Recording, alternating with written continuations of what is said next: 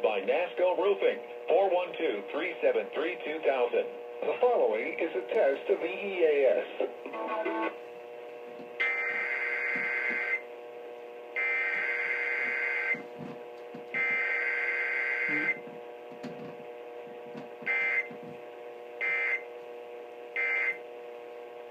This station is testing its emergency alert equipment. The EAS provides timely emergency warnings.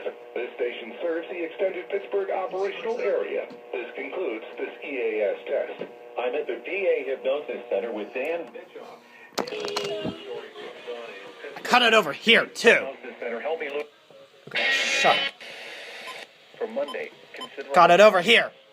And would you shut up? West Wind. Okay, shut up. There you go. There you go. Self-activation. Ladies and gentle titties. First, EAS with the 400.